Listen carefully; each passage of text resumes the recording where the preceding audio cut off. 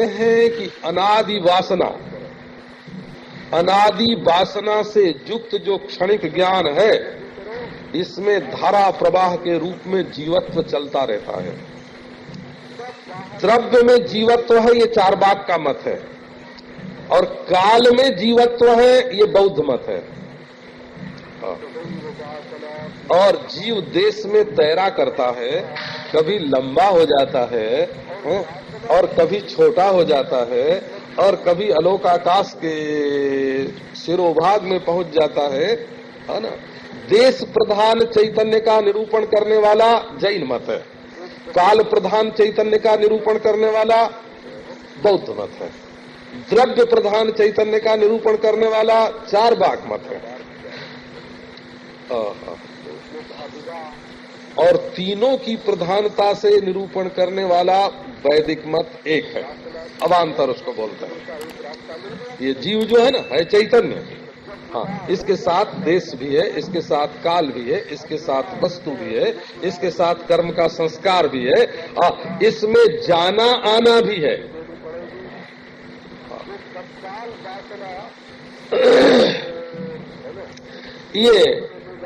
ये मध्यम परिमाण की वस्तु में मध्यम परिमाण को पकड़ करके उसको मैं करके उतना हो जाता है, और अणु परिमाण में अणु को पकड़ता है, तादात्म्य के कारण उतना उतना आकार इसका मालूम पड़ता है। असल में तो ये चेतन ही है। और देखो वैष्णव संप्रदाय में भी है ना, कई लोग तो ऐसा मानते हैं कि सखी रूप ही इसका नित्य है, कोई सखा रूप नित्य मानते हैं, कोई दास रूप नित्य मानते हैं, कोई माँ बाप का रूप नित्य मानते हैं, रूप को नित्य मानते हैं।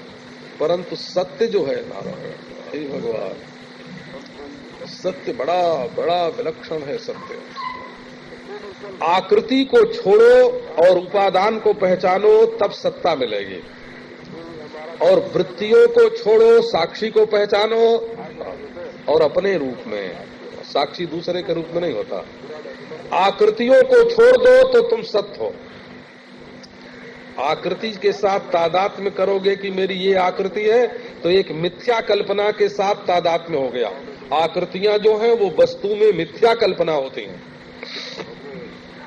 और वृत्तियां जो है नारायण, वृत्तियां, अरे मैं जीव हूँ, मैं मनुष्य हूँ, मैं हिंदू हूँ, मैं ब्राह्मण हूँ, मैं सन्यासी हूँ, है ना, ये जो वृत्तियां है नारायण, ये साक्षी चैतन्य में अहमर्थ का जो सच्चा रूप साक्षी चैतन्य है, उसमें ये वृत्तियां मिथ्या रूप हैं। जैसे घट शराब आदि रूप मृत्तिका में मिथ्या कल्पित है, जैसे तरंग फेन बुदबुद आदि रूप जल में मिथ्या कल्पित है, जैसे छोटा बड़ा ये अग्नि में मिथ्या कल्पित है, जैसे अंतःश्वास बहिश्वास ये वायु में मिथ्या कल्पित है, जैसे घटाकाश मठाकाश आकाश में मिथ्या कल्पित है, इसी प्रकार सत्ता में जितनी आकृतियां हैं वो मिथ्या कल्पित हैं, और चेतन में जितनी वृत्तियां हैं वो मिथ्या कल्पित हैं। और नारायण आनंद स्वरूप में इस भोग में ज्यादा सुख है, इस भोग में कम सुख है? मैं सुखी हूँ, मैं दुखी हूँ, ये अभिमान बिल्कुल झूठे मिथ्या कल्पित हैं। सुखी दुखीपना का अभिमान छोड़कर तुम स्वयं आनंद हो। मैं जीव हूँ, मैं मनुष्य हूँ, मैं हिंदू हूँ, मैं देव हूँ, इन झूठे अभिमानों को छोड़ करके तुम चिन्मात्र हो। झूठी आकृतियों को छोड़कर कि तुम सन्मात्र हो, और वो सन्मात्र चिन्मात्र आनंद मात्र में देश काल वस्तु की दाल नहीं गलती, वो तीनों तीन नहीं है, वो अद्वय है, उनमें जड़ता नहीं है। और ये बात केवल एक अहम के बारे में नहीं है, हो ब्रह्मैवाहं समशान्तः सच्चिदानंद लक्षण नाहं देहो ह्यसद्रूपो ज्ञानमित्युच्यते बुधैः ब्रह्मैवाहं समशान्तः। ये जो अहम है, अहम अहम अहम, संसार में जितने मत होते हैं उनमें तीन बात का विचार किया जाता है। जगत क्या है, जीव क्या है, और जीव से परे क्या है।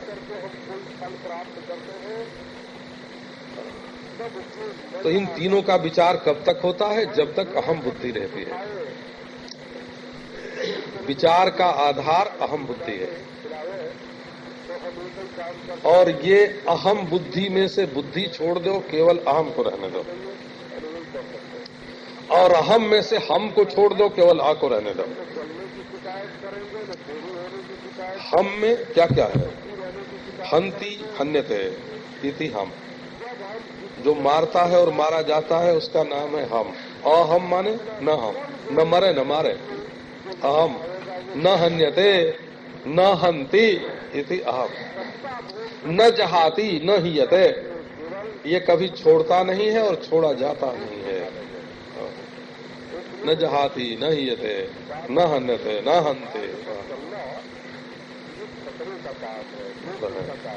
न जिहीते, ये कहीं जाता आता नहीं है। नास्ति हम यत्र, हम आकाश का बीज जिसमें बिल्कुल नहीं है, उसको अहम बोलते हैं। ये आत्मा कैसा है? ये न कहीं आता है न जाता है, न मरता है न मरता है न मारता है, और ये न कभी दृश्य होता है और न कभी अदृश्य होता है। ये बड़ी विलक्षण लीला ये है कि वेदांतियों ने कहा कि आत्मा कभी दृश्य नहीं होता। तो एक ने आक्षेप किया कि जब कभी दृश्य ही नहीं होता तो है इसमें क्या प्रमाण? बोले कभी अदृश्य ही नहीं होता। लो, न कभी किताब की तरह दृश्य होता है? और न कभी भूत की तरह अदृश्य होता है। ये तो अपना आपा है ना। अपना आपा किताब की तरह दृश्य भी नहीं है और भूत की तरह अदृश्य भी नहीं है, बल्कि दृश्य और अदृश्य दोनों जिसमें भासता है, दोनों जिससे भासता है, उस अखंड वस्तु का नाम ये अहम जो है, ये बिल्कुल अखंड ही है। तो देह और देह के स्तर के जो पदार्थ हैं उनको जब मैं मेरा माना तो इसका नाम विश्व हो गया, और मन के स्तर के जो दूसरे पदार्थ हैं उनको मैं मेरा माना तो इसी चैतन्य आत्मा का नाम तेजस हो गया। विश्व और विराट। देह को मैं माना तो विश्व, और देह की उपाधि से स्थित जो चेतन है, देहावच्छिन्न चैतन्य का ही नाम विश्व है। चैतन्य का नाम ही विश्व है, आरूढ़ का नाम विश्व नहीं है, चिदाभास का नाम विश्व नहीं है, तादात्म्यापन्न अभिनिविष्ट का नाम विश्व नहीं है। शुद्ध चैतन्य का ही नाम विश्व है देह के घेरे में, और देह के स्तर अन्य जितने पदार्थ हैं उनके घेरे में उसका नाम विराट है। और मन के घेरे में जो मन में आभास नहीं, मन में आविष्ट नहीं, मन अवच्छिन्न चेतन, मन अवच्छिन्न चेतन जो है का उसका नाम तेजस है, और मन के सदृश जो समष्टि पदार्थ हैं उनसे अवच्छिन्न चेतन का नाम हिरण्यगर्भ है। और जो अज्ञान है, अज्ञान से अवच्छिन्न चैतन्य यहाँ प्राज्ञ, और विश्व सृष्टि में उसका नाम ईश्वर है। अज्ञान समकक्ष जो पदार्थ है, और यदि इन उपाधियों का अपवाद कर दिया जाए, इन उपाधियों को छोड़ करके देखें तो एक अखंड चेतन, उसका नाम विश्व, तेजस, प्राज्ञ, विराट, हिरण्यगर्भ, ईश्वर रखने की जरूरत नहीं। शुद्ध तत्व, बोले अपने शुद्ध तत्व की अनुभूति में न स्थूल उपाधि है, न सूक्ष्म उपाधि है, न कारण उपाधि है। अपनी अखंडता में उपाधि और उपहित का कोई भेद ही नहीं है। तो ब्रह्मैवाहं समः शान्तः सच्चिदानंद लक्षणः, ब्रह्मैवाहं समः। कैसे है बाबा? ये अविरोधी जीवन है, है ना। अविरोधी जीवन का मूल तत्व है, कहीं किसी का विरोध नहीं।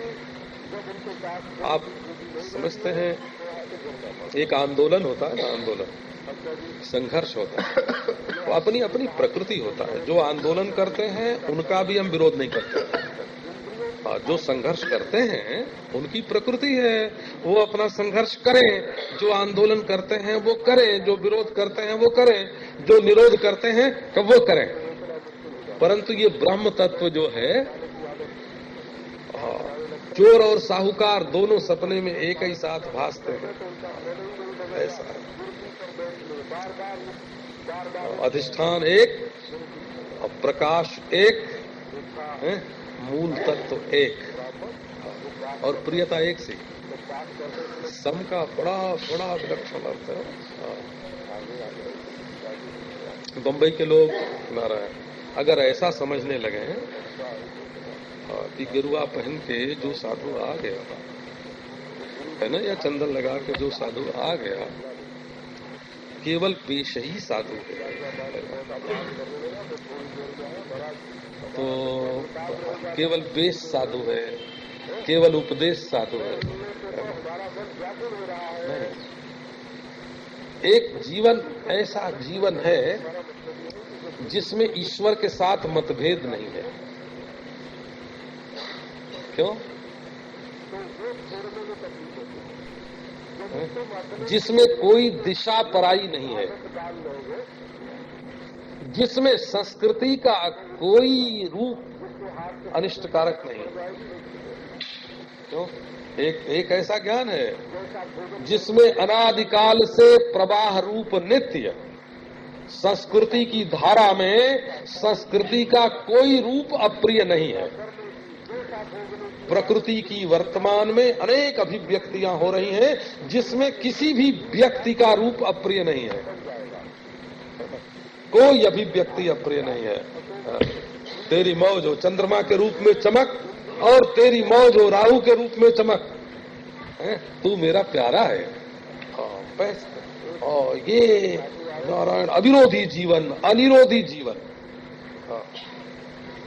न इसमें किसी का विरोध है न किसी का निरोध है, न समाधि लगाने के लिए निरोध है और न विरोध करने के लिए कोई संघर्ष है, न युद्ध है न वैमनस्य है। महात्मा का जीवन आप देखें, एवं विमृश्य सुधियो विरमंति शब्दात्, बोलने की कोई जरूरत ही नहीं। अरे जो होए सो होन दे बाबा, जो कहा जाए सो कहा जाने दे। कहने वाले की जीव है, कहने वाले का मन है, कहने वाले का अपना संस्कार है। जो कहना चाहे सो कह ले, जो करना चाहे सो कर ले, जो होना हो सो हो ले। ये तो हमारा ही स्वरूप चमक रहा है, हमारा ही स्वरूप दमक रहा है। ब्रह्मैवाहम् समः।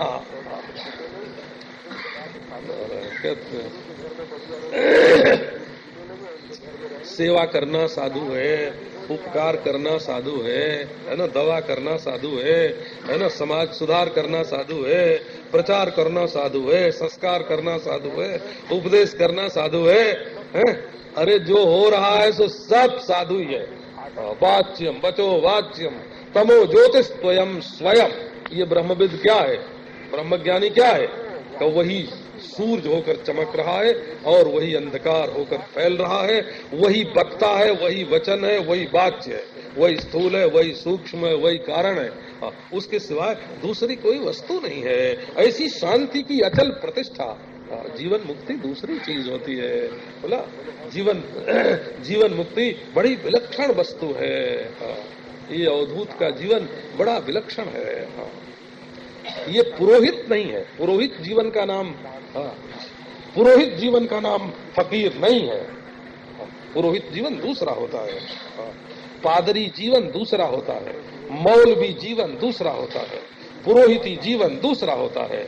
ये एक एक संप्रदाय की मान्यता की प्रतिष्ठा करने के लिए और उसको संचालित करने के लिए होते हैं। आचार्य का जीवन एक संप्रदाय का जीवन है, मौलवी का जीवन एक संप्रदाय का जीवन है, पादरी का जीवन एक संप्रदाय का जीवन है। लेकिन जिसने नारायण है ना,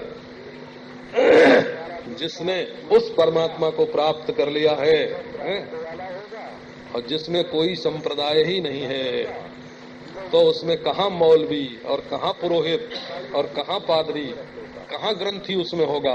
है वो तो अपने अपने गुट को लेकर के उसको चलाते हैं, उसको पुष्ट करते हैं, उसके लिए संघर्ष करते हैं, उसके लिए आंदोलन करते हैं। तत्व ज्ञान, ये ब्रह्म विद्या बिल्कुल दूसरी वस्तु है, उनसे बिल्कुल निराली है। ब्रह्मैवाहम समशांता सच्चिदानंद लक्षणा नाहम देहो ये सद्रूपो ज्ञान विद्युच्यते बुधई। विद्वान लोग इसको ज्ञान कहते हैं। अच्छा कृष्ण है।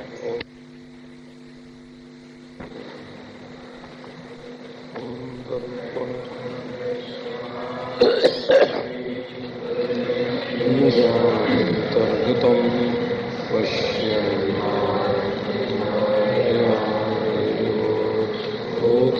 यथा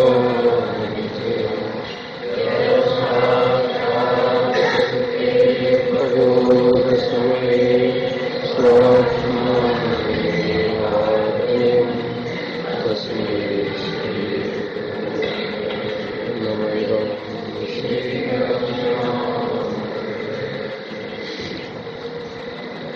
यस्य पादप्रभाध्यस्तः प्रपञ्चो भाति भासुरः तमहं सद्गुरुं वन्दे पूर्णानन्दं चिदात्मकम्।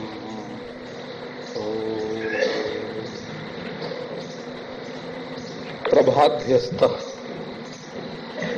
जिसकी पादप प्रभा में अध्यस्त है ये प्रपंच। तो देखो, अपने गुरु का ऐसा वर्णन करना कि उनके चरणों की प्रभा में ये प्रपंच अध्यस्त है। अध्यस्त है माने बिना हुए भास रहा है। कहाँ? उनके पाद की प्रभा में। तो ये पाद कोई साधारण नहीं है, ये तो जागृत स्वप्न सुषुप्ति और तुरीय रूप यही पाद है। तो अपाद ब्रह्म में जो माया कल्पित चतुष्पादता है, उसकी अपेक्षा से उसमें ये प्रपंच कल्पित है, ऐसा कहता है। और ये सद्गुरु जो है वो सत्स्वरूप गुरु है, चिदात्मक है और पूर्णानंद स्वरूप है। माने चिदात्मक है, इसका अर्थ हुआ चिद हुआ, और पूर्णानंद हुआ माने आनंद हुआ, और सद्गुरु में हुआ सत माने सच्चिदानंद ही गुरुदेव का लक्षण है। और उनके पाद प्रभा में पादों से विश्वाभूतानि त्रिपादस्यामृतं दिवि, उनके पाद में ये प्रपंच कल्पित है। तो वैष्णव लोग भी ऐसे ही मानते हैं, भाषा वही है। पादों से विश्वाभूतानि त्रिपादस्यामृतं दिवि, इसको तो वैष्णव लोग प्रमाण रूप से उद्धृत करते हैं, त्रिपाद विभूति वो मानते हैं।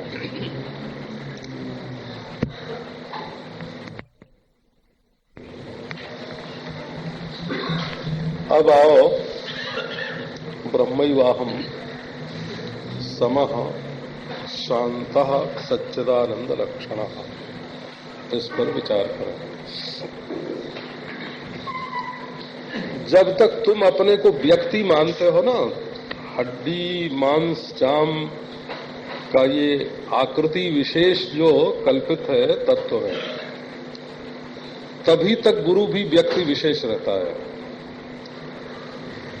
जहां अपना व्यक्तित्व टूट जाता है, वहां गुरु का व्यक्तित्व भी टूट जाता है। वो तो पहले से ही टूटा हुआ है।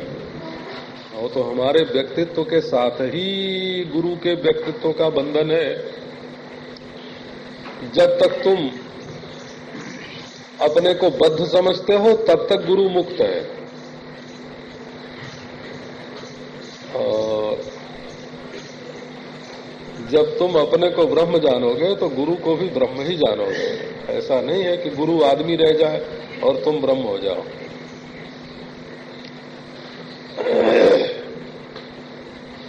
देखो, ब्रह्मैवाहम पद है पहले श्लोक में। अहमेव ब्रह्म ब्रह्मैव अहम।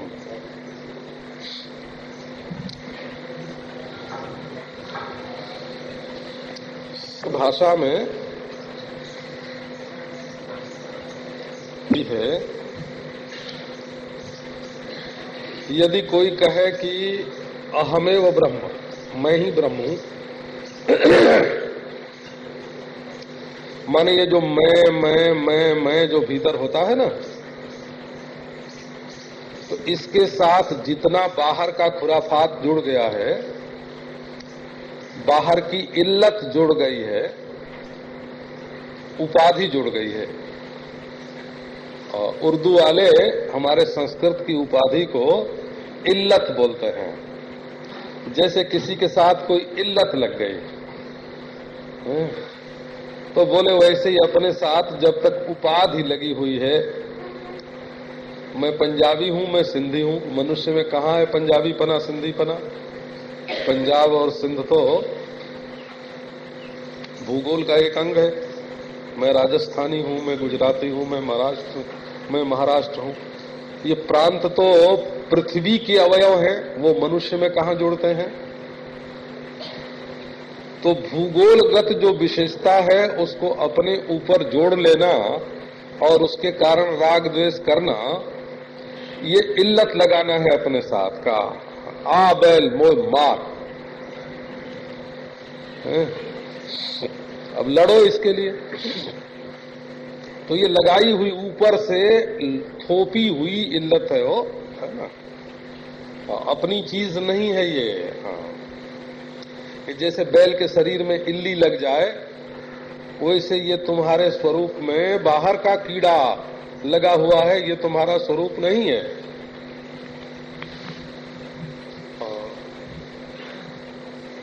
तो संस्कृत में रीति ये है कि जैसे बोले कि अहमेव ब्रह्म, मैं ही ब्रह्म हूं, तो शंका ये होगी कि ये भावना कर रहा है, आंख बंद करके ऐसी भावना कर रहा है। तो दूसरी बात बोले ब्रह्मैव अहम, ब्रह्म ही मैं हूं, तो बोले ये कारण कार्य का अभेद बोल रहा है। जैसे मिट्टी घड़ा है, घड़ा ही मिट्टी है ऐसा बोले तो केवल भावना हुई कि मैं ब्रह्म हूं, ऐसी भावना कर रहे हैं। और ब्रह्म ही मैं हूं ऐसा बोले तो कारण और कार्य के अभेद की दृष्टि से जैसे मिट्टी और घड़ा एक होते हैं, वैसे ब्रह्म का कार्य मैं ब्रह्म से अभिन्न हूं, ऐसा अर्थ हो जाएगा। तो भावना को काटने के लिए तो बोलते हैं ब्रह्मैवाहम, और कार्य कारण को के भेद को काटने के लिए बोलते हैं अहमेव ब्रह्म। तो दोनों तरह से ये बात संस्कृत भाषा में बोली जाती है। श्रीमद् भागवत में जहां शुकदेव जी ने राजा परीक्षित को अंतिम उपदेश किया है, वहां बात को दोहरा के कहा है, अहम ब्रह्म परम धाम ब्रह्माहम परमम पदम।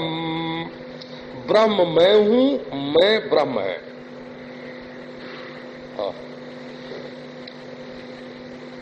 जब बिना दोहराए या तो कोई आंख बंद करके सोचेगा, अच्छा तो जिसको ब्रह्म शब्द का अर्थ ही नहीं मालूम है वो दोहरावेगा तो क्या दोहरावेगा। एक आदमी जैसे आंख बंद करके सोचे कि मैं गैड़ा हूं, मैं गैड़ा हूं, मैं गैड़ा हूं, तो आप लोगों में से शायद कुछ लोगों ने गैड़े की तस्वीर देखी हो और शायद न देखी हो। गैड़ा क्या होता है ये मालूम नहीं है, हाँ। अच्छा, तो अगर अब आंख बंद करके आप सोचें कि मैं गैड़ा हूं, मैं गैड़ा हूं, तो क्या समझेंगे? मालूम होना चाहिए ना, जिससे अभेद का विचार करेंगे उस वस्तु के स्वरूप का ज्ञान तो होना चाहिए ना। तो जो लोग झूठ मूठ बिना जाने ही सोचते हैं कि मैं ब्रह्म हूं, तो ले खसम को नाव, खसम सो परिचय नहीं। वो अपने पति का नाम तो लेते हैं लेकिन पति से कोई जान पहचान उनकी नहीं है। माने वो अपने को ब्रह्म तो कहते हैं परंतु वो केवल ब्रह्म शब्द जानते हैं, ब्रह्म शब्द का अर्थ नहीं जानते हैं। उसमें थोड़े विवेक की जरूरत होती है, विचार की जरूरत होती है। तो आप तोते को रटा दें कि मैं मनुष्य हूँ और वो बोलने लगे, दिन रात चिल्लाए कि मैं मनुष्य हूँ, मैं मनुष्य हूँ, मैं मनुष्य हूँ, तो क्या आप समझते हैं कि उस पोपट को, उस तोते को मनुष्य पने का ज्ञान है? तो ये बात रटंत नहीं है।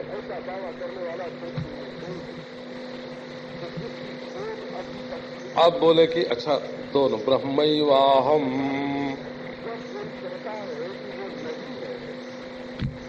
आपको बात बहुत सीधी तरह से मैं सुना रहा हूं, और अगर इस तरह भी समझ में नहीं आवे तो और भी सरल रीति से समझाने की कोशिश करें। परंतु आप सब लोग तो वर्षों के वेदांत प्रेमी हैं। आप लोगों की तो कव्वाली और ठुमरी और संगीत से लेकर के, है ना, क्या नाम है, अद्वैत सिद्धि खंडन खंड गा दिए। कभी आप ब्रह्मसूत्र सुनते हैं और उसमें मजा लेते हैं, और कभी ठुमरी सुनते हैं, उसमें मजा लेते हैं। सब जगह आपको मजा आता है। तो सच्चिदानंद लक्षण अहम, हमारी पहचान क्या है कि मैं सच्चिदानंद हूं। बहुत सीधी तरह से आपको इसका अर्थ बताता हूं। देखो, एक तो मालूम पड़ता है कि मैं हूं, मैं जानता हूं, मैं अपना प्रिय हूं, इसको सच्चिदानंद बोलते हैं, है ना। अहम अस्मि इति सत्, अस्मि इति सत्,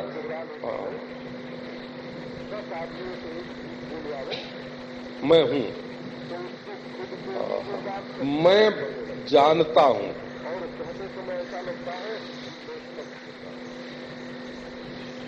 अहम चेतामि इति चित्, अहम प्रिय आनंदामि, मैं प्रिय हूं। तो आप अपने बारे में क्या जानते हैं कि मैं हूं एक, मैं जानता हूं दो, और मैं प्रिय हूं तीन। एक विवेक आप इसके संबंध में करो। अच्छा, आप इस घड़ी के बारे में भी जानते हैं कि ये घड़ी है, अस्ति घटी, ये घटी यंत्र है और मालूम पड़ती है, भासती है। ये दूसरी बात भी घड़ी के बारे में जानते हैं। और घड़ी प्रिय है। कोई चुराने ले लगे, फोड़ने लगे तो रोकेंगे। तो घड़ी है, घड़ी भासती है, घड़ी प्रिय है, और मैं हूं, मैं भासता हूं और मैं प्रिय हूं। अच्छा, दोनों में क्या फर्क है, आपने कभी विचार किया? अब एक घड़ी भी है, भासती है और प्रिय, और एक मैं भी हूं, भासता हूं और प्रिय हूं। तो दोनों में क्या फर्क है, इस पर आप कभी विचार करते हैं? ये हमारा मतलब घड़ी से नहीं है, आपके मकान से भी है, आपके परिवार से भी है, आपके मेज से भी है, आपके फर्नीचर से भी है, आपके जेवरों से भी है, बोला, आपके शरीर से भी है। यह है, यह मालूम पड़ता है, यह प्रिय है, और मैं हूं, मैं मालूम पड़ता हूं, मैं प्रिय हूं। तो दोनों में क्या फर्क हुआ? आप वेदांत का आप विचार करो इसमें। दोनों एक सरीखे हैं कि कोई अंतर है? देखो, यह घड़ी है, ये भी मुझको मालूम पड़ता है, और मैं हूं, ये भी मुझको मालूम पड़ता है। घड़ी को ये नहीं मालूम पड़ता कि ये है। अच्छा, घड़ी को नहीं मालूम पड़ता। अच्छा अच्छा, घड़ी को अगर मालूम भी पड़ता है, ऐसा भी मान लें, तो घड़ी को मालूम पड़ता है ऐसा भी मुझे ही मालूम पड़ता है। मैंने ऐसा कहें कि हमारी बेटी को मालूम पड़ता है कि माँ है? और हमारे चेले को मालूम पड़ता है कि गुरुजी हैं, तो हमारे चेले को या हमारी बेटी को जो ये मालूम पड़ता है कि ये हैं, ये उसका मालूम पड़ना भी हमको ही मालूम पड़ता है। अच्छा, यह प्रिय है और मैं प्रिय हूं। अरे मैं प्रिय हूं तब यह प्रिय है, मैं नहीं होऊंगा तो वो किसका प्रिय होगा? तो अन्य की सत्ता और अन्य का भान और अन्य की प्रियता मुझसे भासती है। इसको ऐसे समझाते हैं वेदांत में कि मुझसे अन्य की सत्ता सापेक्ष है और मेरी सत्ता निरपेक्ष है। मैं होऊंगा तब घड़ी है मालूम पड़ेगी, मैं ज्ञान स्वरूप होऊंगा तब ये हमको जान रहा है ऐसा मालूम पड़ेगा, और मैं अपना प्रिय होऊंगा तब दूसरा प्रिय लगेगा। इसका अर्थ हुआ कि दूसरे की सत्ता मुझसे सिद्ध है, दूसरे का ज्ञान मुझसे सिद्ध है, दूसरे की प्रियता मुझसे सिद्ध है? और मेरा होना, मेरा जानना और मेरा प्रिय होना ये दूसरे से सिद्ध नहीं है। क्यों? कि दूसरा न हो तो मैं जानूंगा कि घड़ा नहीं है, दूसरा हमको न देख रहा हो तो हम जानेंगे कि हमको नहीं देख रहा है, दूसरा हमारा प्रिय न हो तो हम जानेंगे कि ये प्रिय नहीं है। तो दूसरी वस्तु का होना न होना दोनों हम जानते हैं, उसका जानना न जानना दोनों हम जानते हैं, उसका प्रिय होना अप्रिय होना दोनों हम जानते हैं, परंतु दोनों में हमारा होना जरूरी है। हम न हो तो कौन जाना जाए, हम न हो तो कौन है ऐसा मालूम पड़े, हम नहीं हो तो कौन प्रिय है ऐसा मालूम पड़े। तो अस्ति चेतति आनंदति, ये जो सच्चिदानंद है ये हमसे तो दूसरे में जा सकता है, परंतु दूसरे से हम में नहीं आ सकता। ये सबका मूल है सच्चिदानंद लक्षण। तो लक्षण माने पहचान, लक्षण माने लखाना, पहचान। अपने आप को पहचानने की रीति यही है। वेदांत के ग्रंथों में कहते हैं मैं होगा तब दूसरे का होना जानेगा, मैं जानेगा तब दूसरे का जानना जानेगा, मैं होगा तब दूसरे की प्रियता जानेगा। मैं के बिना तो किसी की सत्ता, किसी का अस्तित्व, किसी का प्रियत्व, किसी का भान सिद्ध नहीं हो सकता। इसी को बोलते हैं सच्चिदानंद। मैं हूं, मैं जानता हूं, मैं प्रिय हूं।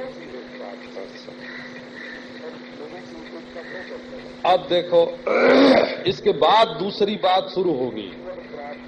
काल है और काल मालूम पड़ता है, देश है और देश मालूम पड़ता है, वस्तु है वस्तु मालूम पड़ती है।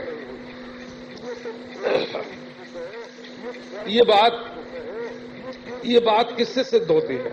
मैं से सिद्ध होती है। अब ये समझो कि काल का भान और अभान दोनों मुझसे सिद्ध होता है, तो काल मुझको काट नहीं सकता, मैं अविनाशी हूं।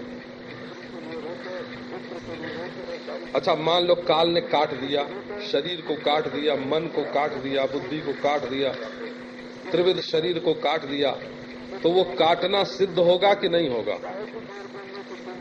काटना सिद्ध होगा तो किसके ज्ञान से सिद्ध होगा? उस काटने का कोई गवाह रहेगा कि नहीं? यदि गवाह रहेगा कोई तो मैं ही रहूंगा गवाह उसका। दूसरा अगर देखे भी और आके बतावे कि हमने देखा है काल ने तुमको काटा, तो उसका बताना कौन सुनेगा? मैं ही तो सुनूंगा ना। अच्छा, दूसरे ने हमको जान लिया, दूसरे ने हमको जान लिया, इसको कौन सुने? कौन जानेगा? मैं ही तो जानूंगा। दूसरा बड़ा प्यारा है। अपना आपा प्यारा हो तो सारी दुनिया प्यारी हो। अच्छा, आप देश की बात करें, अद्भुत लीला है इसकी कि जागृत अवस्था में पहले से जो लंबाई चौड़ाई रहती है वो मालूम पड़ती है, और स्वप्नावस्था में हम बना लेते हैं लंबाई चौड़ाई। सपने की घड़ी दूसरी होती है, ये तो आपको मालूम है ना, सपने में दूसरी घड़ी होती है।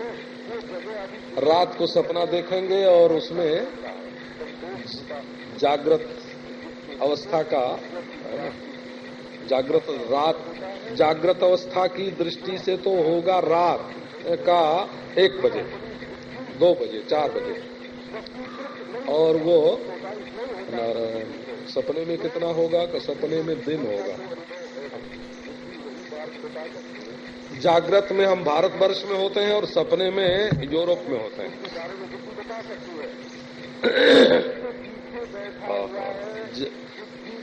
जागृत में बुढ़े होते हैं और स्वप्न में जवान होते हैं।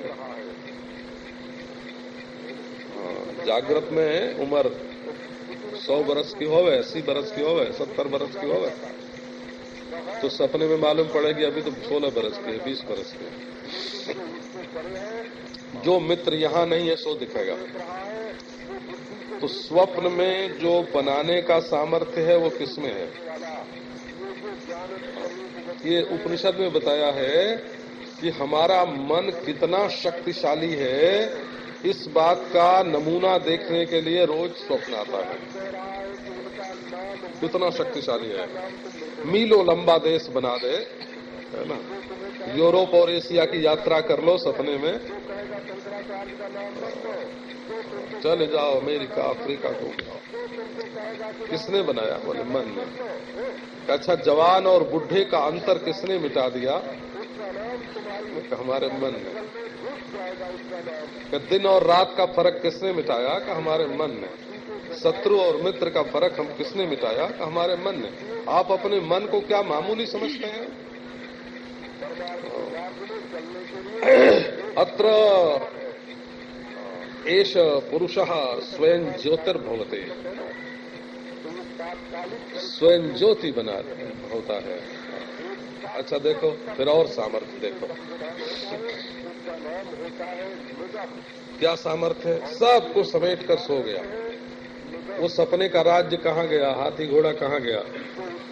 हमारे मन में क्या कम सामर्थ्य है? आप आश्चर्य करोगे कि आपका ये मन ही ब्रह्मा बनाता है, विष्णु बनाता है, रुद्र बनाता है। आपका ये मन सूर्य चंद्रमा बनाता है, आपका ये मन ब्रह्मांड बनाता है। आपका मन चींटी को हाथी बना देता है और हाथी को चींटी। जब श्रद्धा होती है तो पामर महात्मा हो जाता है, और जब अश्रद्धा होती है तब महात्मा पामर हो जाता है। किसने बनाया महात्मा को? महात्मा किसने बनाया? पामर को पामर किसने बनाया? आपके मन ने। जिसने सपने में बनाया उसी ने।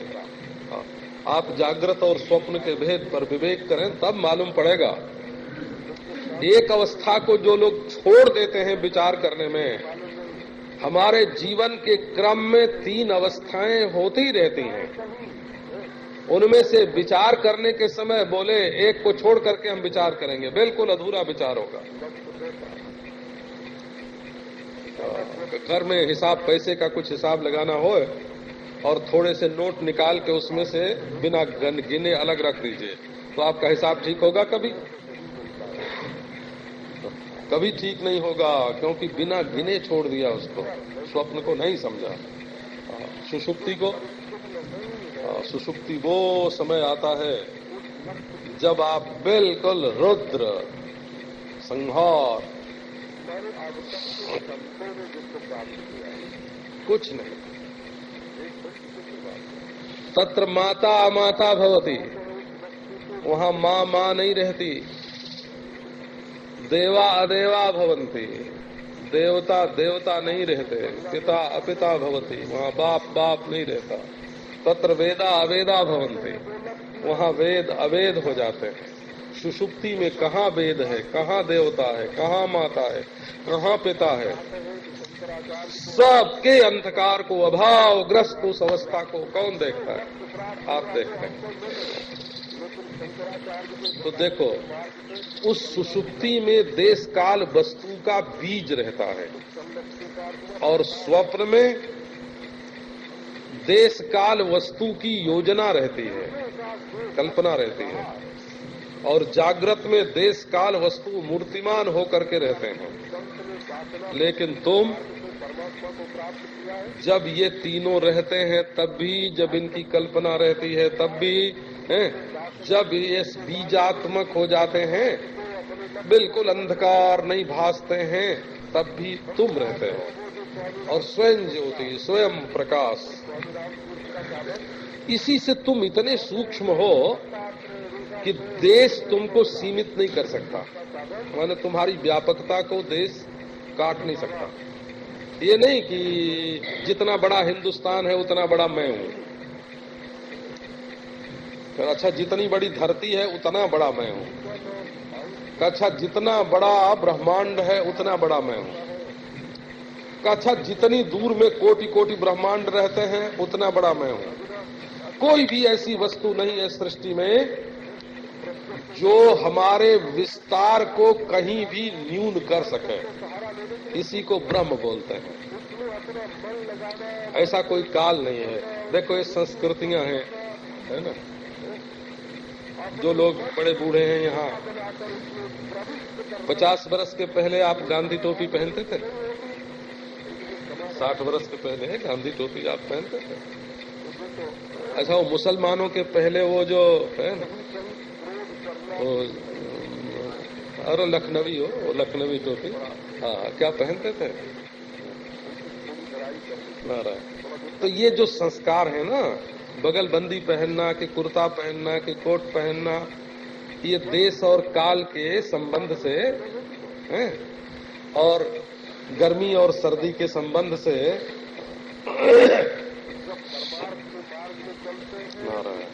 ये बदलते रहते हैं। तो संस्कृतियों का उदय और विलय होता रहता है, उत्थान और पतन होता रहता है, भूगोल बदलते रहते हैं। जो हिंदुस्तान है वो कभी पाकिस्तान हो जाता है, और जो पाकिस्तान है वो कभी हिंदुस्तान हो जाता है। भूगोल बदलते हैं, संस्कृतियां बदलती हैं, दिन रात बदलते हैं, और मन का प्रसाद और विषाद बदलता है, और अंधकार और प्रकाश मन का बदलता है, परंतु मैं बिल्कुल एक सरीखा रहता है। तो ब्रह्म माने परिच्छेद के अभाव से उपलक्षित तत्व, देश परिच्छेद, काल परिच्छेद, वस्तु परिच्छेद, केवल साक्षी भर नहीं हो, है ना, भाव भर नहीं। ये भावना तो सुषुप्ति से हल्की है। भावना जो होती है, जितनी भी भावना हम करते हैं अपने मन में, जो जो सोचेंगे हम देवता हैं, हम विष्णु हैं, ऐसा सोचें हम विष्णु हैं, थोड़े दिनों में ऐसा मालूम पड़ने लगेगा कि मैं विष्णु हूं। और ये भी है कि 4 हाथ भी संभव है निकल यहाँ, और ऐसा भी संभव है कि गरुड़ पर उड़ के चलने भी लगे। ध्यान में बड़ी शक्ति है हमारे मन में, जैसे स्वप्न में होता है ना, जैसे स्वप्न में होता है, ध्यान में बड़ी भारी शक्ति है। लेकिन जब नींद आवेगी तब ये विष्णु और ये गरुड़ और ये उड़ना जो है तुम्हारा भावना के प्रकर्ष से उत्कर्ष से वो सो जाएगा, नहीं रहेगा। कई लोग भावना से ही अद्वैत का है ना अपने को अद्वैती समझते हैं। कहा हमारे भावना, मैं अद्वैत हूं, मैं ब्रह्म। ये भावना वैसे ही है जैसे उपासना होती है। किसी किसी का ऐसा जैसे विश्वास होता है ना कि राम राम कहने से हमारा कल्याण है, तो उसका विश्वास है। ऐसे किसी किसी का विश्वास होता है कि ब्रह्म ब्रह्म कहने से हमारा कल्याण है। तो विश्वास की जो कक्षा है वो उपासना की कक्षा है वो भी बिल्कुल ठीक है ना। हम किसी साधना का विरोध नहीं करते हैं। अच्छा, निरोध करके बैठे तो जैसे हाथ फैला हुआ है उसको सिकोड़ लिया और बैठ गए, तो जब फिर निरोध टूटेगा तब क्या होगा? तो सिद्धांत वो होता है जहां किसी का विरोध न हो। विरोध होगा तो राग द्वेष रहेगा, सुख शांति नहीं रहेगी। और निरोध होगा तो अहंकार को हमेशा प्रयत्नशील रहना पड़ेगा। तो विरोध भी न हो, निरोध भी न हो। तो ऐसा बोध हो, क्या आनंद है बोध में कि देश के भासते हुए भी देश से परिच्छिन्न नहीं, काल के भासते हुए भी काल से परिच्छिन्न नहीं, वस्तु के भासते हुए भी वस्तु से परिच्छिन्न नहीं, किसी के आने से, जाने से, बदलने से, मरने से, जन्मने से, संयोग से, वियोग से अपने ऊपर कोई प्रभाव नहीं। ऐसा अपना स्वरूप है ब्रह्म। ये कैसा है? बोले समः शान्तः। ये सम है, इसका पक्षपात माने किसी भाव से तादात्म्य में नहीं है, इसमें पक्षपात नहीं है। तब मैं ईश्वर हूं कि मैं जीव हूं, है ना।